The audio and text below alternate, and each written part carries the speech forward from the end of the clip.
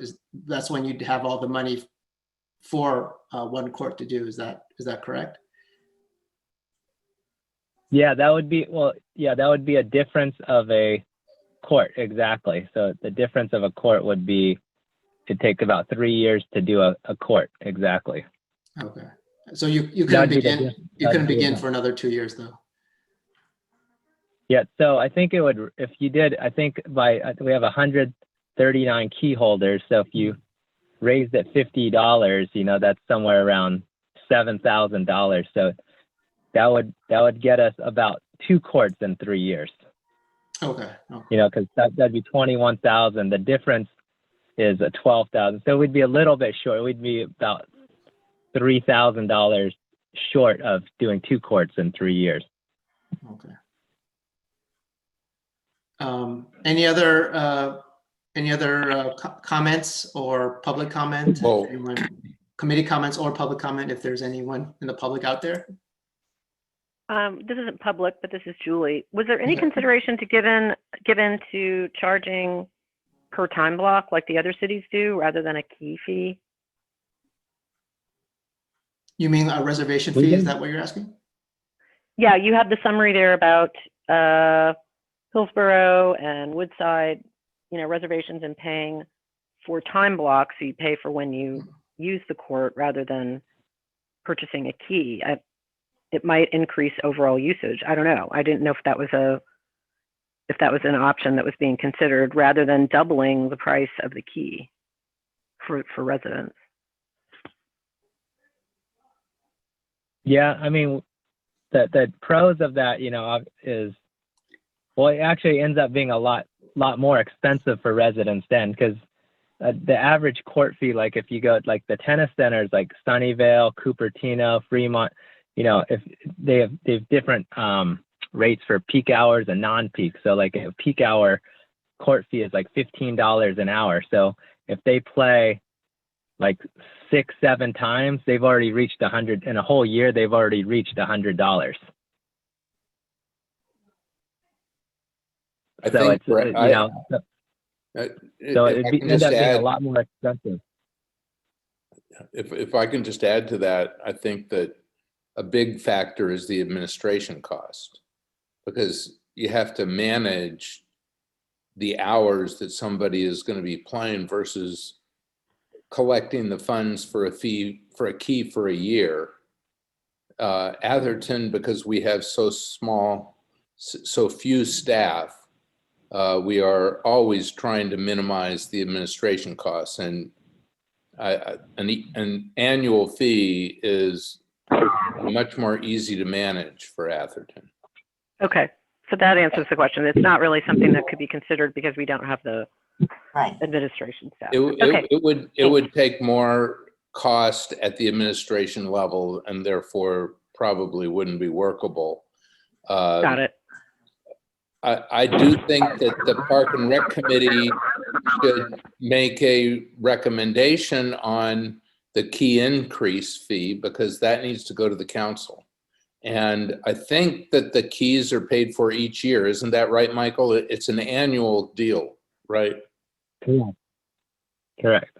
Yeah, so it would be appropriate for the committee to make that recommendation now so that the council could consider it either at the November or December meeting and implement something effective the beginning of the year. So we'll catch, so we'll affect a key fee change beginning with 2021. I'll also say that I think that what you think you need, Michael, in terms of the resurfacing, I mean, the committee would be recommending an increase in the fees to enable this resurfacing. And I wouldn't assume that you have to wait until you've collected all the funds that the cost is for the resurfacing, because there's other fees that are coming in. Michael's paying a fee every year that is going into the park fund, but as Mary Lou said, it's intended to be used for the courts. So I think you should make the recommendation in terms of what resurfacing is done based on the need. And then, my suggestion would be to try to look at that over, a long-term period. And if you think the best way to do it is to resurface 2 courts every year, going forward, I don't know how long the resurfacing is good for, but just make a comprehensive suggestion on what you'd like to do. And if the council doesn't think that it can do that based on the amount of fees coming in and the costs, then it will push it out. But my recommendation would be to make what you all think is the best suggestion without worrying about having every dollar in before the costs get incurred, because there are other funds that are coming in around the tennis courts. Yeah, Right. I think that's a good idea, because I don't think people want to pay 2 years of tennis key fees and then hope in year 3 they will finally get one tennis court that's been resurfaced. Yeah, You know, and the person that didn't pay for the first 2 years and pays in the 3rd year then Yeah, gets to gets the enjoy the benefit. benefit. That doesn't really make sense. So I think you guys should make the best recommendation to the council that you can, both in terms of the key fee cost increase and the expense increase. Yeah, and you probably will get more people to pay the higher fee if they see there's an immediate benefit coming, rather than something they have to wait for. Yeah. That makes a lot of sense. Yeah. So I guess what you're looking for us is just a recommend approval or a recommendation to the council that Sally, so that the committee just make a recommendation. Is that what you need from us? Yeah, so I need a motion, and that would be a recommendation if you want to recommend the $50. Exactly what you're recommending for council, and then I'll work with Michael to get all the information together for council.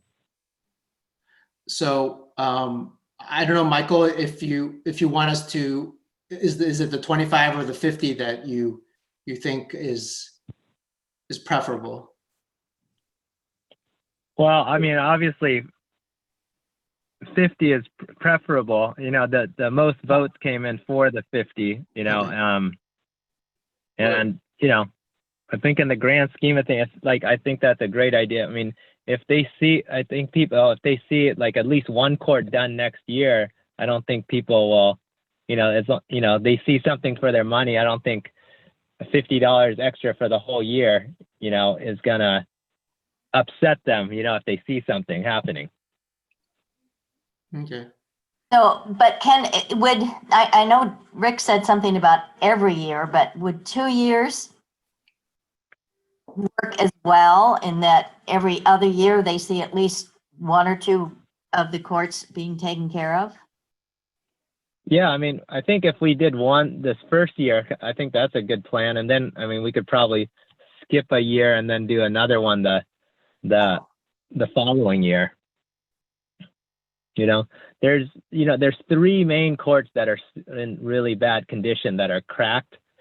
2 of them can last a little bit longer before the overlay. So, I think there's definitely, one of them should get done, as soon as we can. So I think that court number 2, if we got that one done next year, I think that would be awesome. At least get one and then show everybody where their money went. Okay, so I think we have a proposal on the table for a $50 increase of the key fee starting for the 2021 tennis season. But you want to increase it for both residents and non-residents, right? Yes. So this is an increase for residents to $100 and for non-residents to, 275 or 300, whichever. 250 is it? Well. Yeah, right now it's 250, so it'd go to 300. To 300. Yeah. Okay. I mean, is what we have in front of us is 275 to 350. Okay, I see it, yeah. So So, any, I will recommend that we allow court number 2 to be resurfaced next year. One, that we raise the rates to residents to 100 per year. Non-residents, 275. And that money be put aside so that every 2 years, possibly, we can resurface the courts.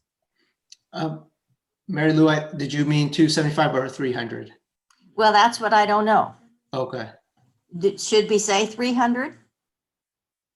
If it's going to be $50 for each group, then, oh, I see. It's $200 for residents now, but oh, I see. Okay. Sorry, I got confused. I see. Michael, does it matter if it's 275 or 300 or 275 is your preference, the up to I mean, 100 I think, and 275 for non-resident? yeah, I mean, I think, since they're already paying a lot more, I mean, if we went to if we kept it at 275, I think it sounds a lot. I think it sounds less than 300, because obviously they're paying, quite a bit more. But I think either way, if people are going to buy a key, they're going to buy a key. I don't think, people that can afford to play tennis, $25 a year is not going to kill them. Yeah. Okay. Are there any discussion points people have about the motion? Yeah, I have one. This is Matt here. Matt. For the pricing itself, I mean, if we kind of take the $20,000 per court minus Michael's fees and then kind of figure out the exact number of what it really costs, each member to use the court, it might be a better way to go at it, because if we raise these fees too high, we may lose members. And if we don't go high enough, we won't come up with enough money to hit the 20,000 per court anyway.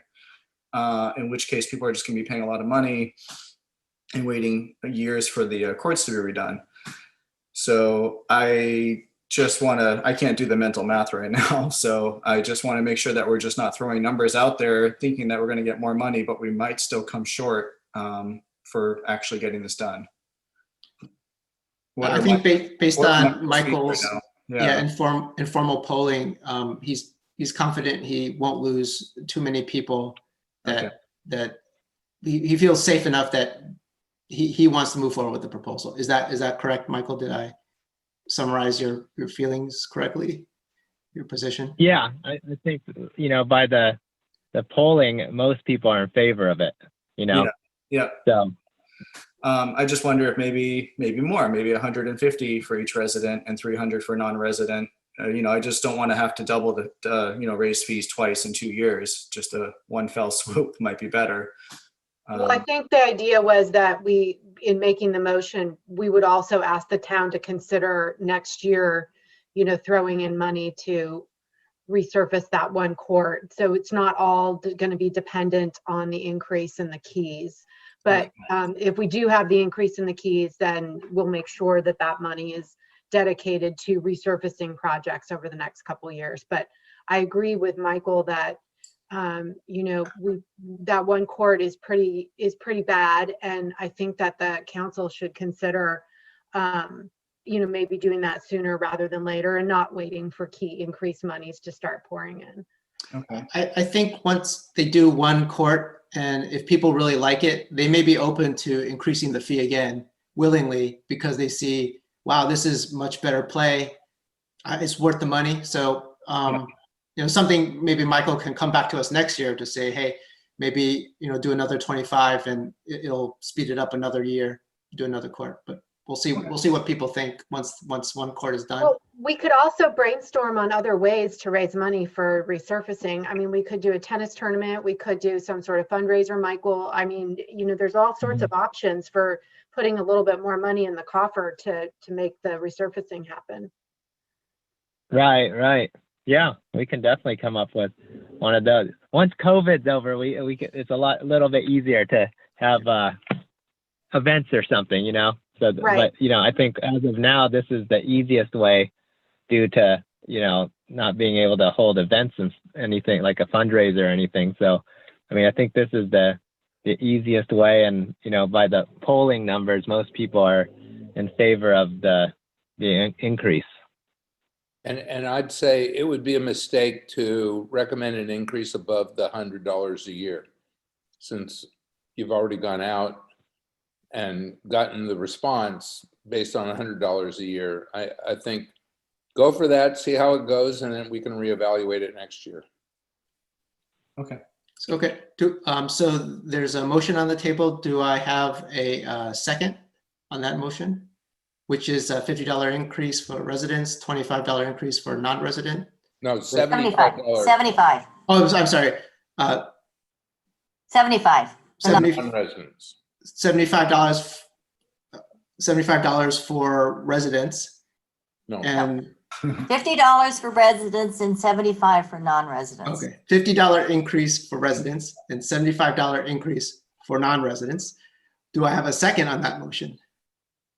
I'll second. Okay, Matt Baker. all in favor?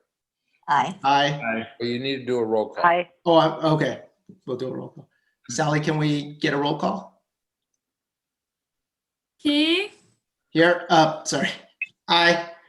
Simpson, Aye. Baker, Aye. Robertson, Aye. Kraus, Aye. Bukowski. Aye. Okay, motion passes. Thank you, Michael. All right. Thank you. Excited to get it going. Okay, moving on. Item 5B, park signage recommendation and discussion from the ad hoc sign committee. Okay. So I have a document to share. Yes, I just click share screen here, or Sally, do you have to? Oh, there you go. Okay, 1 second. Desktop.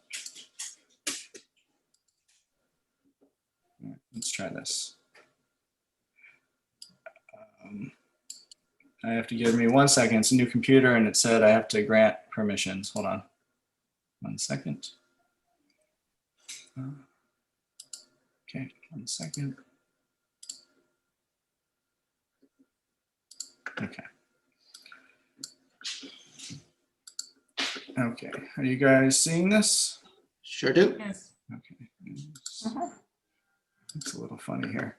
Okay, so we went for a little walk around the park, and the way I kind of want to run this right now is we took photos of every sign. I don't want to have long discussions about each one. It's kind of more, I don't think we're going to come to any resolutions at the end of this meeting, but this is kind of an overview of the current signage and where things are, where they're at right now.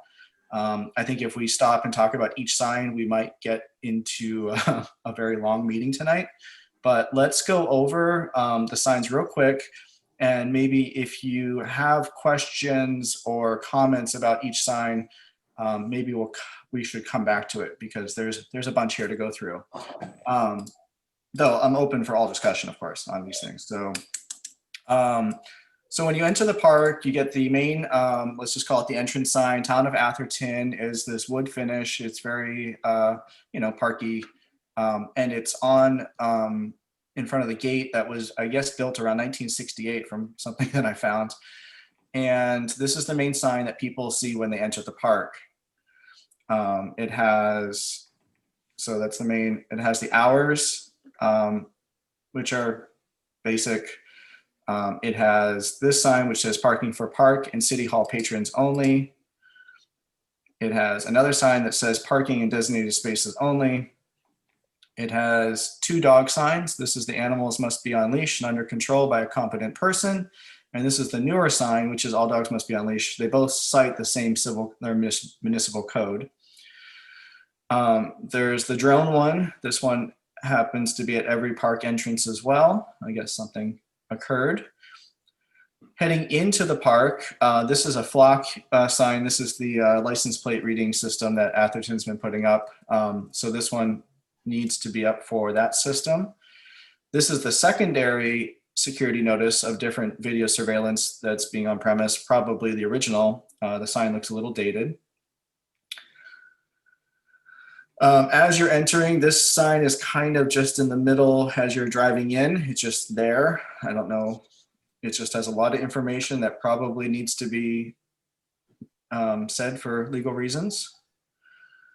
There's a little no parking sign as you enter, which is blocking off the secondary or the access to the main house. We have another sign that says parking designated spaces on the left-hand side as you're entering. You have 2 speed limit signs as you're entering that say speed limit 15, which are directly across from each other. We have some random poles that used to have signs on them that no longer have signs on them. Good job, Matt.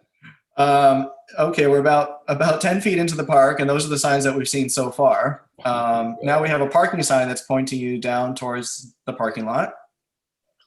Now we're getting closer to the first parking lot, and we have this other dog sign, also referencing the same code. This one is nice because it actually has a contact for the police department. So if you're seeing someone with an off-leash dog, at least you have a number to call.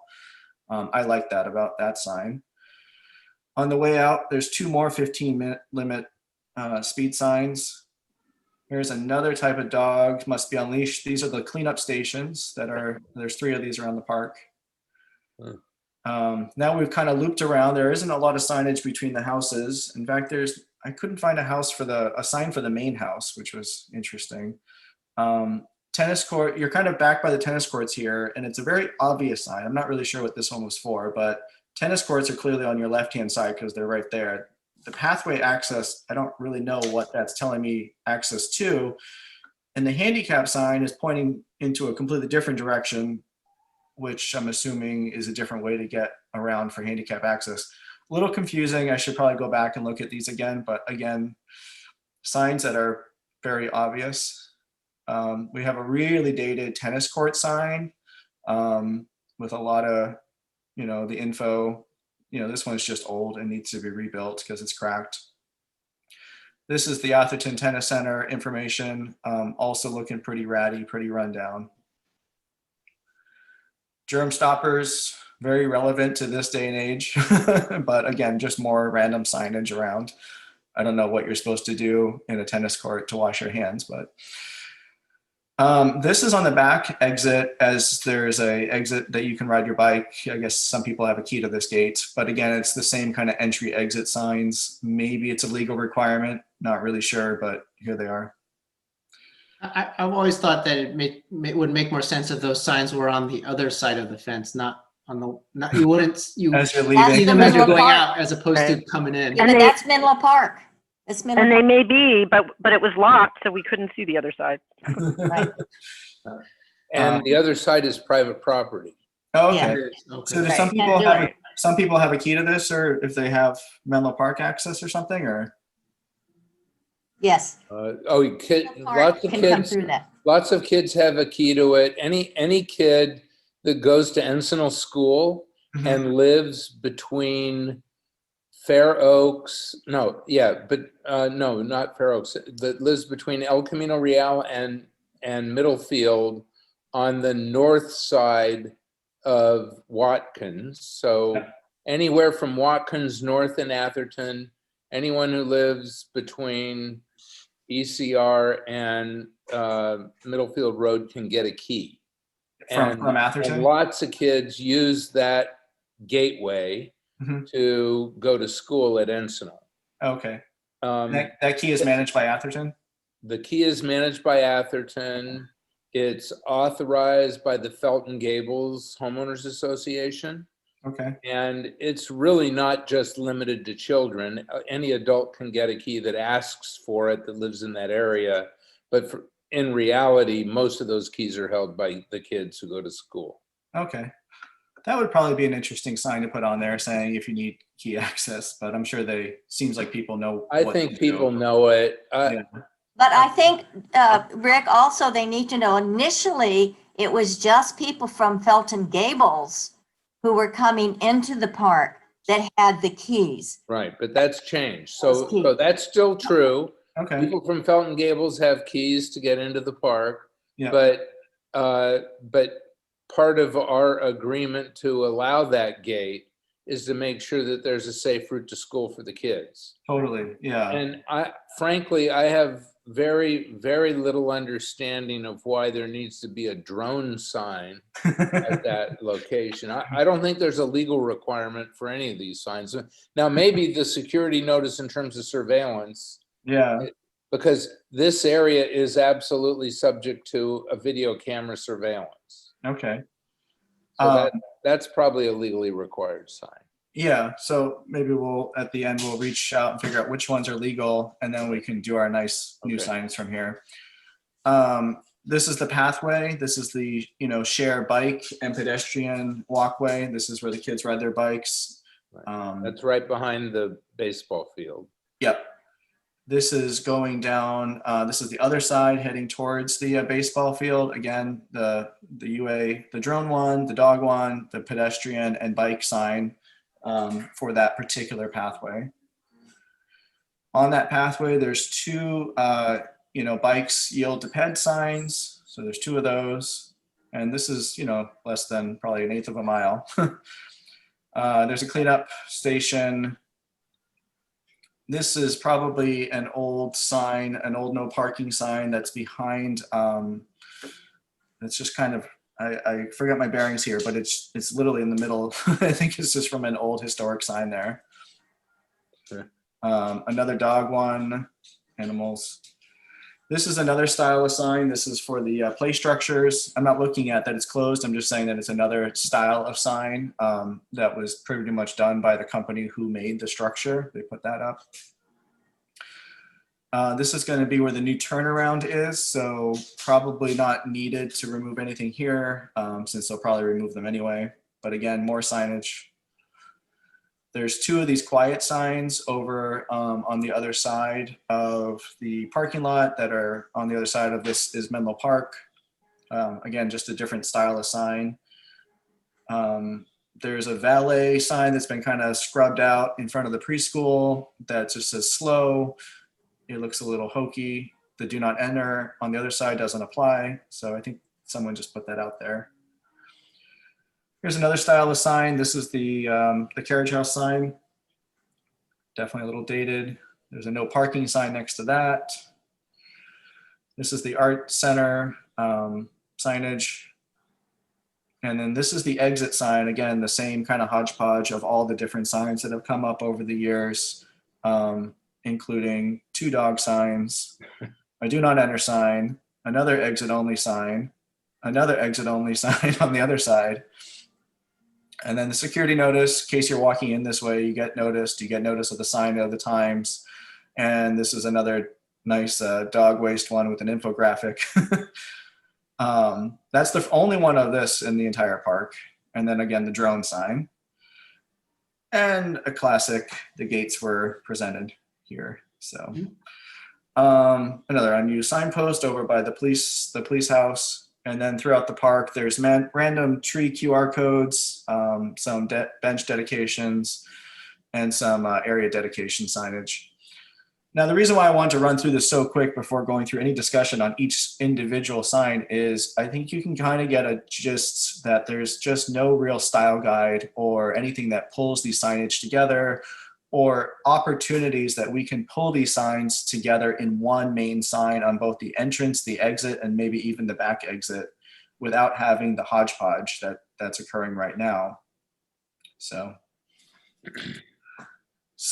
that is the signage of the park. That's the overview. And now we can all have a nice discussion about what do we want to do about it to make our park a little bit prettier and a little bit nicer over the next few years that we can come up with ideas. So Do you or Alicia have any recommendations?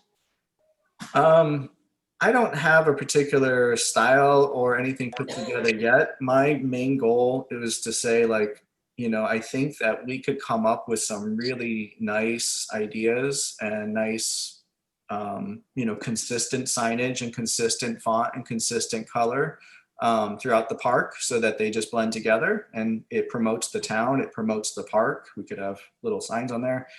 about that, and really more informative, very direct, park rules, park information. So Yeah, and Alex, I think like we discussed last month, when Matt and I first started like talking about this, we thought, well, if we're going to do like a big signage campaign, do we want to somehow reconsider or consider the gate, redoing the gates as part of, that whole frontal facade kind of project? And I don't know if that's something that we want to talk about tonight, but I think that's kind of where we left the signage next steps.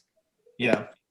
So I wonder this, if there's some kind of a consultant for, signage and design of signage. And I mean, it seems like there's so many specialties anymore. There has to be someone out here who could maybe help with the design of this, I would think. I'm not sure. oh, absolutely. Yeah. Yeah. If we, They cost money. exactly. That's money. the next question. What's our budget for it? So, Yeah. And Katie, yeah, it's a very good point. I think what we were looking at is just kind of best practices that other parks, and like beaches and state and county areas, like what's their signage, what's their kind of best practice for messaging and color, font, appearance, that kind of stuff. So there's plenty of that we can, mimic or copy. I think we just want to make sure that this is really the thing that we want to do next, is create signage. Yeah, it seems to me like we could, and maybe it's something that we could talk to the foundation about, maybe hiring a consultant to see what it would cost for the new, getting something put together that would be a little bit more inviting. It seems to me, if I had to guess, and just having lived here for 15 years, that every now and then someone makes a complaint, and so then someone at the town prepares a sign to, Yeah. to Yeah. address the Right. complaint and sticks it somewhere.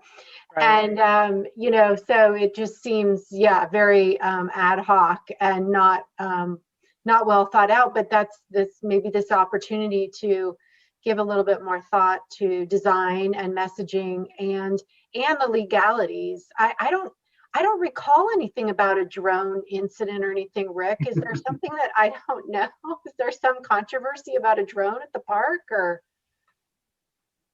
Yeah, there was controversy Uh-huh. because there were people that came to the park and started flying drones because there's all this open space there. Mhm. And so we passed an ordinance requiring anyone who wanted to do it to get a permit. And you had to be able to enforce a drone ordinance, you had to literally do an ordinance and comply with a code arrangement that I don't know if it was state or federal, but we did that. And so drones they were so fun and unusual in the beginning. Yeah. Has drone activity dropped off over the last? Yeah, few years? the thing is they're noisy and they bother people. And there are people that get permits to fly drones in the park. They're mostly photographers Mm. or weddings. Okay. okay.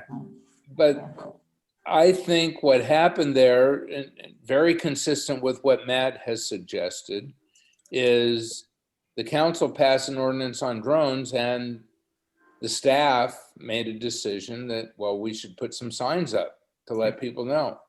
That was never presented to the council. And I'm not saying it should have been.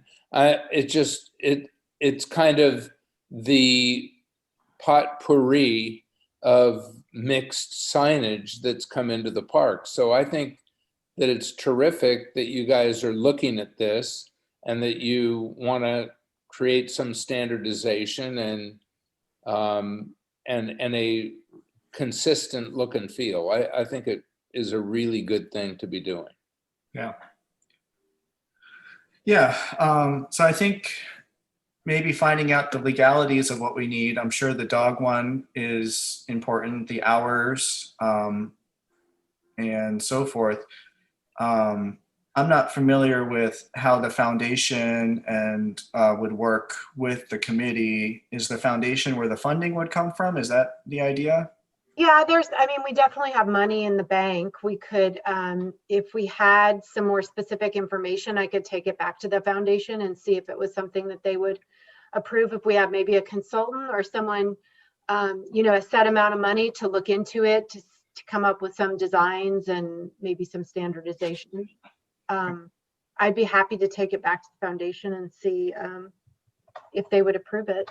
I would Yeah. recommend it. I think it's a good use of funds, and I think it would bring some cohesion to the park. Okay. Well, Alicia and I will get together. We'll kind of pull kind of the master signage together of what should be on the sign. That way the consultant can have more of a general idea of what we're looking to get done. Right. And different proposals of different types of materials. And then of course the ability to expand the sign and add new rules and take away rules as time goes on so that we can keep consistent. Right. And then a design so that when, someone does make a complaint and the staff feels compelled to maybe add some signage, that signage is consistent with the prior signage. That would be a good. Yeah, that would be the style guide. The ability Yeah, to expand. yeah, exactly. Yeah. Yeah, and then it could pull a lot of things together. Okay. And as signs need to get replaced, we'll then incorporate the consistent new signage into the park. Yeah, I think that'd be really nice. So Alicia and I will go through this next for the next meeting and come back with our recommendation of what. I would also like to see them consider, replacing the gates, because Yeah, this walk around the replacing park the is gate- it's going to trigger a lot of other. Let me just wrap this up real quick. Is just saying for the signage, I can pretty much stop sharing my screen, and then the gate, of course, is going to be another issue here. So, are we all done with sign talk? Yeah, the only other thing I was going to throw in, this is Julie, and I went with Matt on Monday to take a look around and just, help out in any way I can, since I do marketing and signage and branding and design guides for a living, but to, develop that consistent look and then do it in such a way that you have some modular, options for, hopefully there will never be a COVID thing again, but when those kinds of things pop up, you have a design in place and you can add something on a modular basis and then remove it. And it shouldn't be a huge expense to do the design. Most of the expense would actually go into, creating and putting up the signs and replacing as many as we can to make it consistent. So anyway, that's my 2 cents. Okay. Rick, you had something to add? Yeah, let me just say, with respect to the gates, the gate design issue was part of the whole work that we had designed for the front of the park, and I think it included the exit gate as well as the entrance gate. It absolutely included the entry gate. So. And that's been budgeted, and it's currently planned to be done when the staff moves out of the temporary buildings and moves into their permanent, new town center. So that is planned to occur next November. So that whole work, it's like $500,000 to $600,000 worth of work, including the gates, it would be appropriate for at some point over the next year for Park and Rec to revisit that whole plan. But 2 years ago that was approved and it was budgeted. It just didn't happen because staff moved into the park while we build this new Trent Town Center. But they are part of that whole significant revision that's planned to be done in that entry area. Okay. Maybe that would be a good time frame then to do it. Rick, Can I just ask a quick design- question, Rick? Yeah. Quick question. There has to be some sort of, or I would imagine that there's some sort of a design for the whole new city hall and all of that for signage. And it would be interesting to look at what has already been, what we've already spent to do all of that and see if there's a way to, just incorporate that into the park signage. If it Yeah. looks. Yeah. So That's a really good comment. And Sally, why don't you talk to George about that? Because there has been some discussion, and the new town center parcel is this little 6-acre parcel, so it's a third the size of the park. But, you know, right now it's broken up by roads. It feels like, and because it is, a big parking lot with a couple roads running around it. It's not going to feel that way when it's changed. It's going to be a green area in between roads. And there is very little signage. There are none of these drone signs or dog off leash signs or any of that kind of stuff. Yeah. So I think the only thing that there is that was discussed by the Civic Center Advisory Committee are wayfinding signs, like what the name of the building signage is.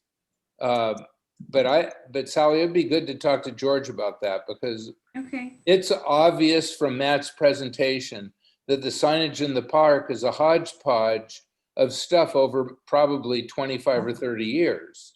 Yeah. And it's long past due time for somebody to take a serious look at it. So it's great that this committee's doing that. Rick, could I just ask one last question? Are the frontage Yeah. design, is that done, or is that something that's still in the works? The gates, you mean? Yeah, the That's gate. already been approved. The design of the front, the front of the park. Yes. Yeah, that was already approved. Okay, so we have a design that we could work with if we wanted, if we were going to change the signage. The design is there. We would have to incorporate the signage into the design that's already been approved. Yes. Okay, got it. For So- the town center, I think for the park, there isn't any particular style. That's what I'm getting at. I want to know, is that design already set in stone? No, Okay, no, yeah, I that's what I'm asking. don't think anybody has ever looked at this for the park Right. like you guys are. Yeah, I mean, It's when we voted on that, and that was like 4 years ago, I think, or 3 years ago. It was for the work that they're gonna do as you come around the bend, right, Rick? But I don't, and it was Yeah. meant that they were going to do something about the gate, but I don't remember anybody discussing a design for the gate. At I'm not sure. We'd need to look at it, Mary Lou. You might be right. There were big changes to that whole entrance area. What was discussed about there was absolutely discussion about the gates, because there was a proposal that the architects proposed to us. I think we didn't go with their proposal, so I'm not sure where we ended up on the gates. Yeah, But- I don't even, But including something on the gates is totally appropriate in that whole revision effort. So even if it wasn't included in what was discussed 3 years ago, you guys can request that it be included now, and I think it's perfectly reasonable to do that. Alicia, you had your hand up? Yeah, I was just gonna say, I think, we learned a lot tonight about the gates being part of the, longer term project that the town has in store. So I think, I mean, not to like, be negative on what we've done so far with the thinking about putting up new signs or whatever, but it just might make sense to hold off until the park project and starts next year.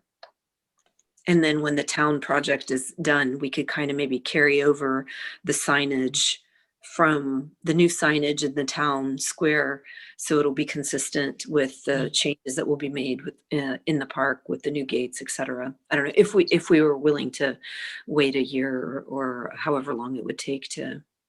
Yeah, if it goes out to next November of 2021, then that gives us over a year to plan, or a year to plan for this and get some ideas together. So a meeting once a month, it sounds about right. So. And in the meantime, maybe there's a way to at least determine if there are some signs that aren't necessary that could be removed. Yeah, so at the next meeting, we can mark ones for removal, including some of those poles, maybe some of the redundant dog signs, at least to start pulling things together. So, Yeah, and I think part of it is the question you and Alicia say, maybe ask staff is which ones are legally required, such as, the camera ones, we have to put one on every entrance and exit. If so, then those have to stay. Yeah. And then also some of those which are more informational, like, bikes and peds, maybe we don't want to keep it, but I assume they're not legally required. Maybe it's up to us if we want to make a recommendation to remove it. So I I can, guess next month we can look through that. yeah, I can take a stab at that. Is there, who's our legal rep for the town? Is that someone we would speak to, or? Yeah, so I will check in with the city attorney. Okay, What signage is required? okay.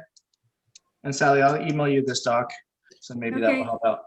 Yeah, I think having this document, Matt, will, if it comes to the committee, we can each look through and then also determine which ones we think are optional, and then we can come back prepared at the next meeting to say, as we go through the document, yeah, I chose this one as optional. Can we remove it, type of thing.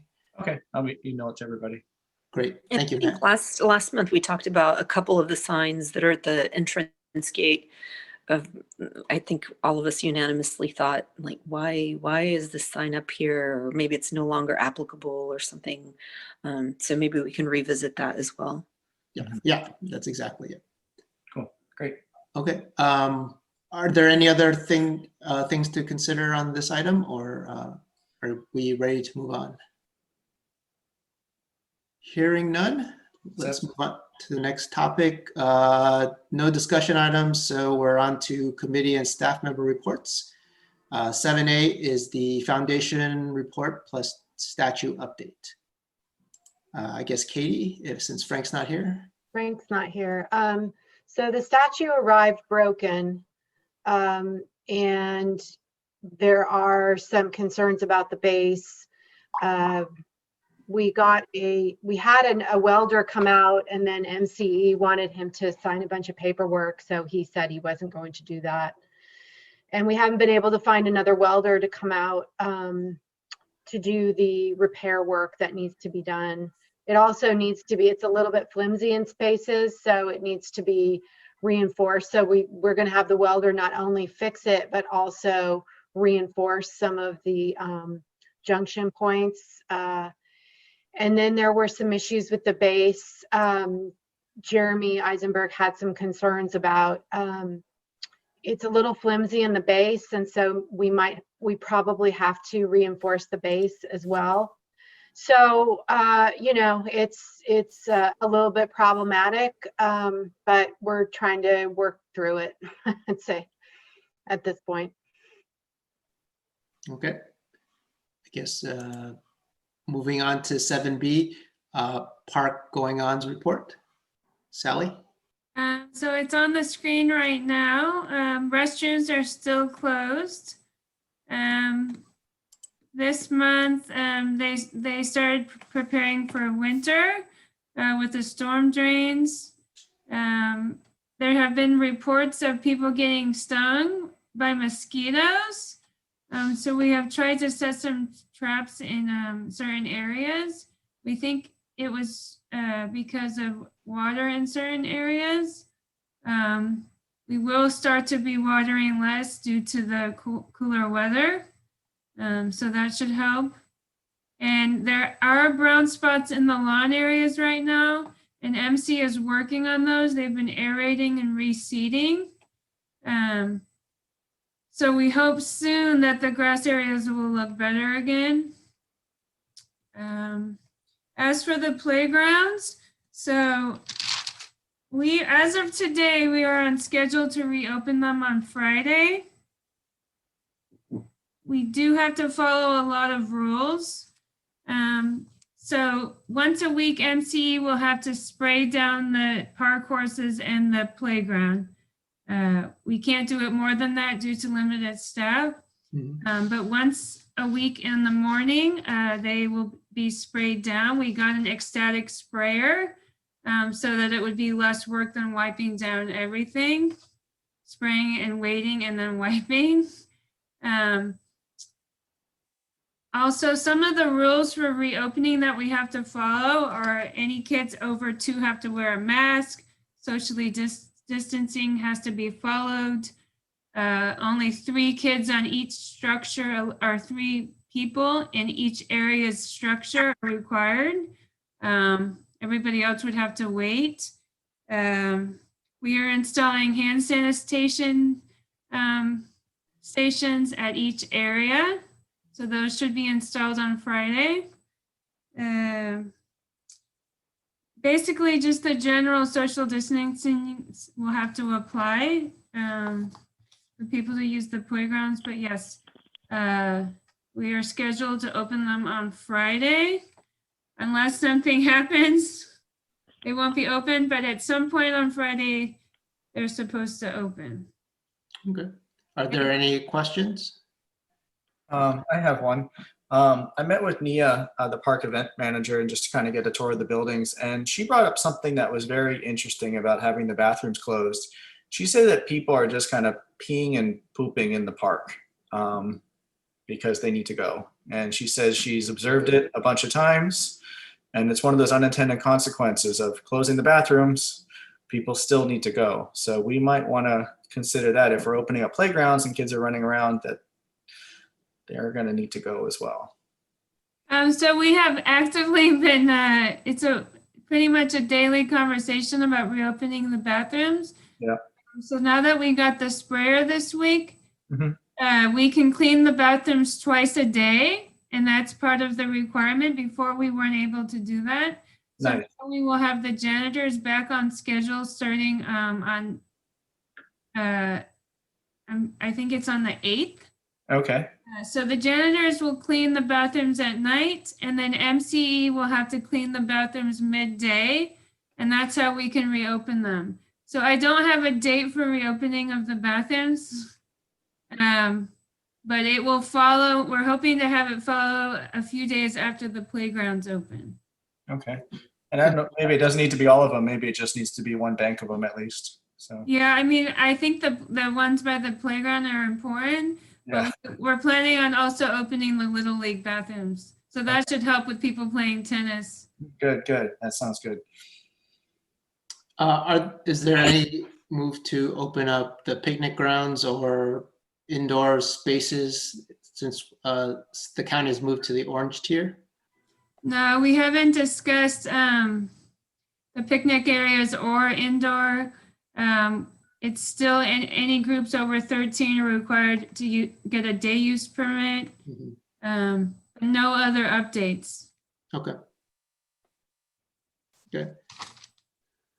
I guess also, I get maybe, I don't know if we discussed it at the last meeting, I can't remember, but Nia will be our events manager for the short to medium term until the council decides, is it sometime in the spring, what to do about our events arrangements. Is that correct, Sally?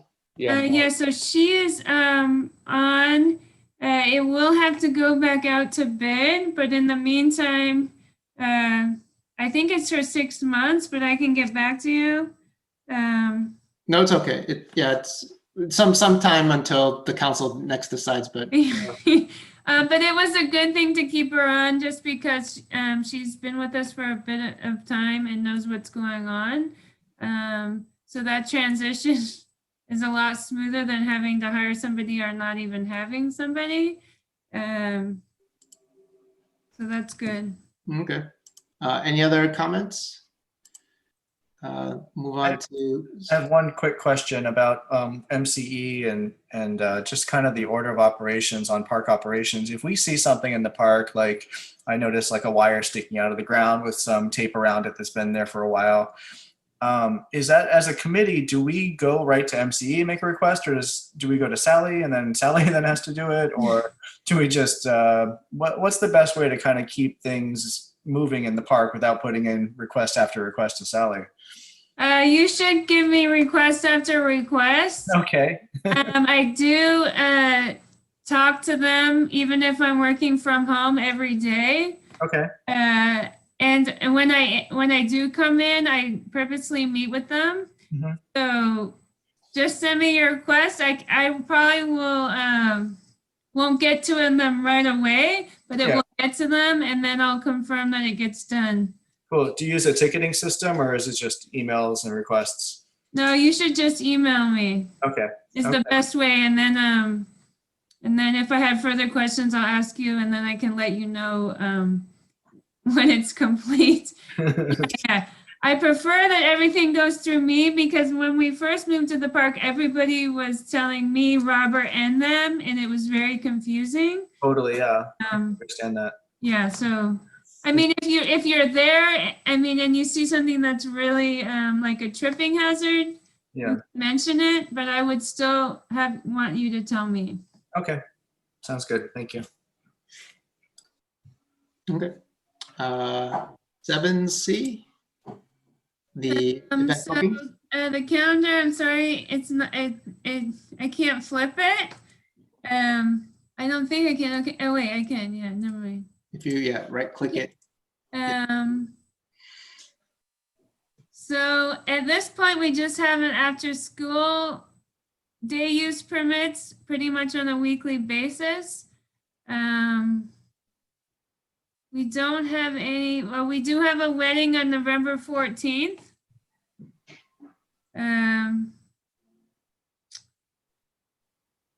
No plans to move meetings back indoors? No, I did ask, and no, it probably won't be until next year. Okay. And then I'm guessing we'll have to see if we've moved to red again or not. So yeah, at this point, we're still doing virtual meetings. Okay. So it looks like we just have a wedding this month and then some day use permits. Uh, Given the wedding, is there any plans to get those 2 broken windows fixed in the main house? Yeah, so we have sent the company the measurements. Mhm. So we're working on it. So we don't know how they broke. At one point we thought it was the mowers, but it's never happened before. And the way one of them is way up high, a rock wouldn't have been able to hit it. So we do think it was vandalism, even though it's on both sides. Yeah, I took a look at it. I thought maybe it's possible a bird could smack into it hard enough, but yeah. Yeah, it's strange that it's on both sides. I think somebody maybe threw a rock and then they took it with them or hit it, because there was nothing found around it. And they also just broke the first window. So there's a protective window and then there's an inside window. So yeah, so Okay. it's really unfortunate, but Maybe for the wedding, we could come up with a nice cover or something for it so it doesn't look so bad. yeah, okay. I guess that area is not under, that part's not under surveillance. No, Okay. it's more the entrance and exit, and parking lots. Yeah. Okay. And then the last thing is the report. And I know you had a question about why the salaries and benefits of the park programs is already at 50%, and we're not halfway through the year, fiscal year. So I wanted to get back to you on that, and that's because the town pays a PERS liability expense at the beginning of the year. And they only pay it once, and it's only in the beginning of the year. Okay. Rises the percentage up, but it should equal out by the end of the year. Okay. Okay. That makes sense. Any questions on the financials? Anyone have any questions? Are these posted anywhere, Salary, or is it something we can just get from you? Just on the, we do post it on the website. Okay. Park and Rec, so that's how we post it, but you can always ask to get it from me. I get it once a month from finance. Okay, thanks. Okay. Moving on to 7E, any individual committee member comments? I'm just really chatty today, I guess. I went to the park with Julie this week, and we walked around, and I went back and met with Nia just to look in the buildings because I've actually never been in them, and I went in the carriage house and the barn and the main house. And things are kind of going down. I know COVID, no one's really using it, but the broken windows, there's dumpsters back there, there's old street signs. Nia kind of mentioned, if somebody wanted to rent the carriage house, they could walk over here to the meadow, but on the way to the walk is wire sticking out of the ground. There's dumpsters over there.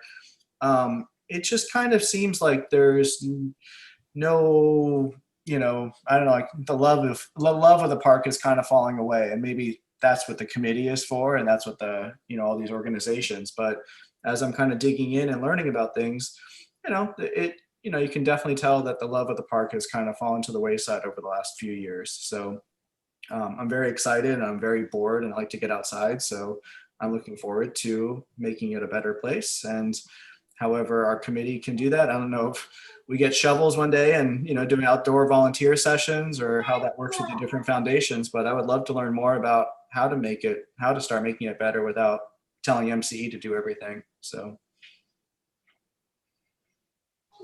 That reminds me, when do we have our facilities walkthrough? We usually have it in the fall, but I guess that's being rescheduled maybe for the spring, because it's getting kind of winter's coming. So I would say that whenever we can meet in person is when we can schedule it, which I think is good because we had to cancel it. As long as you're okay with doing it earlier than the spring, just so that everybody can see the facilities. Mhm. So. yeah, I think, Matt, since this is your first year on the committee, this is actually my second year on the committee, but last year what we did is we toured all the facilities. We got, I think we got a sheet we just marked down things we thought could use improvement at each facility we visited. So that's usually how I've seen it done in the past. Whether it actually gets done is another question, because we usually all have slightly different things we would like to get work on, and Sally has to obviously prioritize. But I think that's how we typically. Well, I think just historically, Matt, and I really appreciate your enthusiasm, but over the last couple of years, the Civic Center has really taken the focus of a lot of things. So, it's just priorities and motivating people to do things. And really the Civic Center there was a big drive a few years ago because that really had to be done. So Absolutely. I think there's been a lot of focus on the Civic Center, but maybe, when that project is completed, I'd love for the focus of the town to come back to the park somewhat. Yeah, I know one time when we did the walk around, all the steps going up to the water tower were deteriorating, and they did fix that immediately because it was a safety hazard. Mhm. Other than that, I think it's been mainly safety or nothing. Okay. Is the water tower ever used for anything? I noticed I kind of peeked in there and saw that at one point it looked like it was open for people to walk in and kind of walk out of, but no. It shouldn't be opened. I mean, it's definitely not open. You can just kind of peek in a hole and see what's in there. So it's locked. Any other committee member comments? If not, the next meeting will be December 2nd at 6:30. Well, not at the main house, virtually.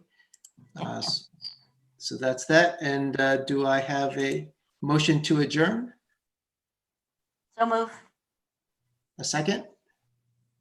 I'll second. A second. Okay. All in favor? Aye. Aye. We'll see you guys December 2nd. Okay. Thanks, Alex. Thanks, everyone. Thank you. Good Bye. talking. Bye.